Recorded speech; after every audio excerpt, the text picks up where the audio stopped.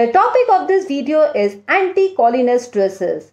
These are indirectly acting parasympathomimetic drugs. These agents inhibit acetylcholinesterase enzyme which is present in the synaptic cleft and is responsible for rapid hydrolysis of acetylcholine. As a result, these drugs increase the availability of acetylcholine at the muscarinic and nicotinic receptors after its release from the postganglionic parasympathetic neurons and result in prolongation of action of acetylcholine.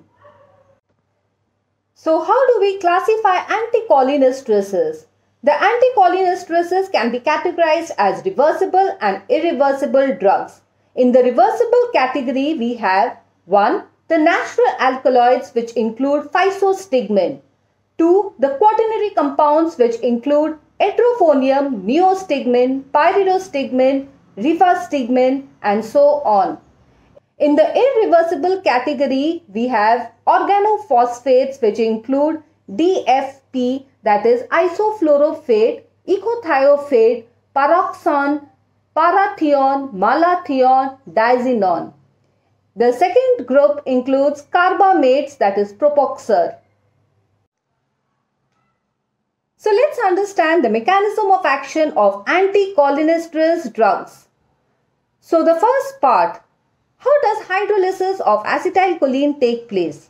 Acetylcholine is rapidly hydrolyzed in presence of an enzyme known as acetylcholinesterase enzyme which is present in the synaptic cleft and neuroeffector junction. Acetylcholinesterase enzyme has two sites, the anionic site which is the negatively charged and the esteritic site which is positively charged. The negatively charged anionic site binds with the quaternary nitrogen atom of acetylcholine and the positively charged esteritic site attracts the carboxylic group of acetylcholine. As a result of union, acetylcholinesterase and acetyl complex is formed which is followed by hydrolysis and splitting of choline and acetyl group. The acetyl group then combines with water to form acetic acid and reactivation or regeneration of acetylcholinesterase enzyme which is available for action. The process of degradation of acetylcholine happens rapidly, leading to termination of action of acetylcholine and a very short half-life of acetylcholine. In case of reversible inhibitors of acetylcholinesterases, which are also known as competitive inhibitors, and this category includes physostigmine, neostigmine, pyridostigmine, edrophonium and rivastigmine. So how do these drugs act as cholinomimetic agents or enhance the cholinergic neurotransmission? They act by increasing the concentration of acetylcholine in the synaptic cleft and prolonging the duration of action of acetylcholine. As it is known that acetylcholinesterase enzyme has two sites, the anionic site and the esteritic site. Reversible anticholinesterases bind both to the anionic site and the esteritic site. The drug enzyme complex that is formed is less readily hydrolyzed than acetylcholinesterase and acetylcholine complex, and this results in temporary inhibition of the enzyme. This inhibition prolongs the duration of action of acetylcholine released in the synaptic cleft. Among these drugs, only edrophonium has a shorter duration of action of 10 minutes.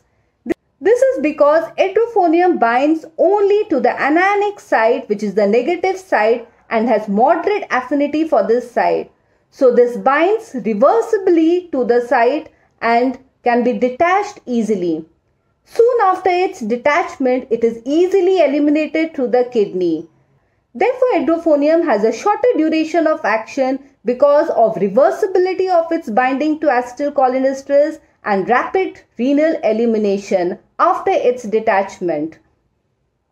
Among the reversible anticholinesterase drugs, it is only physostigmine, which is a naturally occurring alkaloid and is a tertiary amine, and being lipid soluble, it can easily cross the blood-brain barrier and produce central effects. The rest of the drugs, on the other hand, are synthetic quaternary ammonium compounds, and since they are ionized, they cannot cross the blood-brain barrier. Therefore, the effects predominantly occur at the peripheral site, that is, they act mostly at the periphery.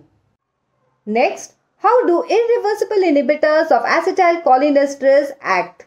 This group consists of organophosphorus compounds such as DFP, ecothiophate, parathione, malathione, diazinon, and carbamide derivatives such as propoxur and carbaryl. So how do the irreversible inhibitors of acetylcholinesterase act? Irreversible acetylcholinesterase blockers are usually pentavalent organophosphorus compounds that contain a labile fluoride group or a labile organic group. They are called irreversible blockers because they cause phosphorylation of the esteritic site irreversibly by the formation of a covalent bond. During this process, the labile group is released, but the remaining part of the drug gets attached with the esteritic site of acetylcholinesterase enzyme through the phosphorus atom. After phosphorylation, the acetylcholinesterase enzyme becomes inactive and is usually very stable, that is, it is resistant to hydrolysis due to the presence of covalent bonding. So the recovery of the enzyme therefore depends on new synthesis which may take place in few weeks. But to be noted that the phosphorylated acetylcholinesterase enzyme can undergo a rapid process of aging within a period of 1 to 2 hours.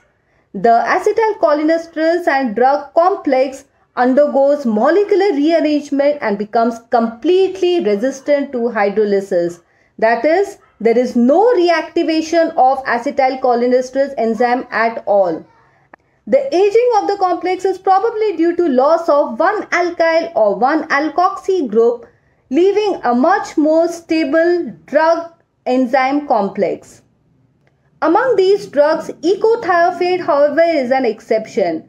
This is because it has a quaternary nitrogen and can also bind to the anionic site of the enzyme.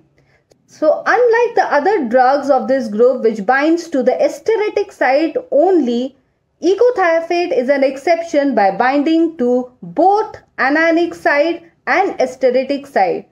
Hence, there is slow hydrolysis of the complex over a course of few days, so the action is not strictly irreversible. This brings us to the end of the topic. These are my references. Thanks for watching. Please like, subscribe and share.